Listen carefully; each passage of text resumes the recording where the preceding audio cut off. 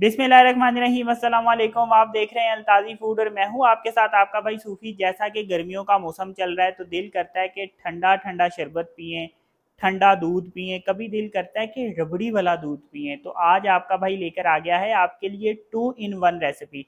अब ये 2 in 1 recipe क्या है, मैं आपके लिए ऐसी रेसिपी लेकर आया हूँ कि जब आप इसको पियेंगे तो लगेगा कि मिल्क शेक पी रहे हैं, लेकिन फिर लगेगा कि रबड़ी वाला दूध पी रहे हैं। आप इसको जो भी नाम दे लें, मिल्क शेक दे लें या रबड़ी वाला दूध दे लें, बनता बड़ा मज़ेदार है। तो वीडियो शुरू करने से पहले आपसे रिक्वेस्ट है कि अगर आप मेरे चैनल पर नए हैं तो मेरे चैनल को सब्सक्राइब कर लें, क्योंकि आपका भाई लाता है आपके लिए रोज़ाना बड़ी ही मज़ेदार किस्म की रेसिपी। तो चलें फिर शुरू करते हैं।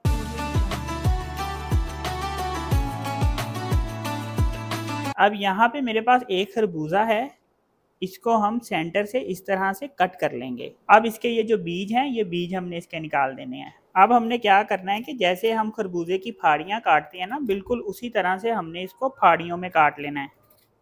इसके जो ये छिलके हैं, ये छिलके हमने उतार देने हैं।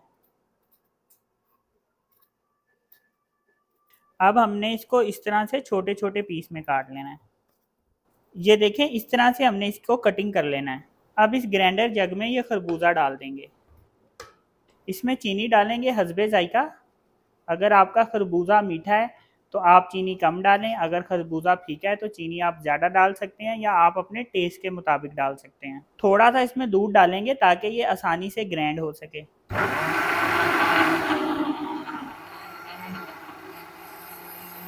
ये देखें, इसको इस तरह से ग्राइंड कर लिया। अब इसको एक साइड पे रख देंगे। अब यहाँ पे मैंने एक फ्राई पैन ले लिया है और यहाँ पे मेरे पास 3 टेबलस्पून साबुत दाना है। ये साबुत दाना हम इसमें डाल देंगे। इसको थोड़ी देर हम पकाएंगे तो क्या होगा कि साबुत दाना अच्छे से फूल जाएगा। साबुत दाने को यहाँ पे मैंने 5 मिनट तक पका लिया है। अब हमने क्या करना है, चूल्हा इसका बंद कर दूंगा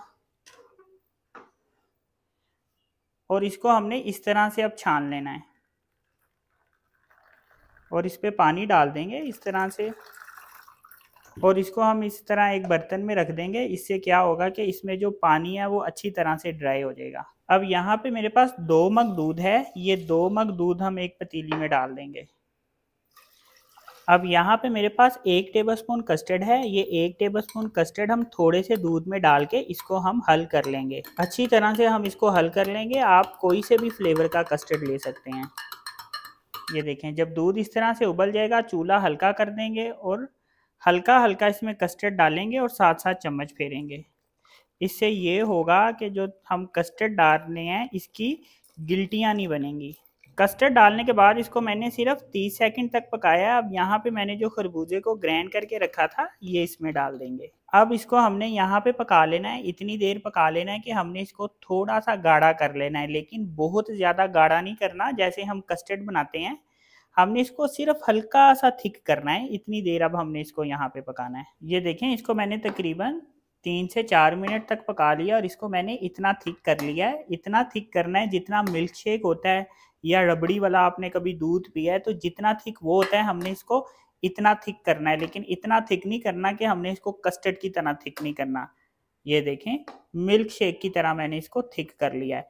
अब चूल्हा मैं बंद कर दूंगा। अब इसको एक बाउल में हम डाल लेंगे और इसको हम ठंडा होने देंगे। ये देखें, ये इस तरह से ठंडा हो गया है। तो ठंडा होने के बाद हमने क्या करना है, जब ये ठंडा हो जाएगा तो क्या करना है कि यहाँ पे मैंने जो साबुत दाना बना के रखा था ये साबुत दाना हम इसमें डाल देंगे। अब यहाँ पे देखें, मैंने तुख्म लंगा भिगो के रखा हुआ है। ये तुख्म लंगा हम इस तरह से छाननी से लेंगे और ये तुख्म लंगा इसमें डाल देंगे। अब अच्छी तरह से इसको हल कर लेंगे। तो ये देखें जी, माशाल्लाह से कितना ज़बरदस्त मिल्क शेक बनके तैयार हुआ है। अब हम इसमें बर्फ़ डालेंगे ताकि ये अच्छी तरह से ठंडा हो जाए। अब इसको इस तरह से एक जग में डाल देंगे।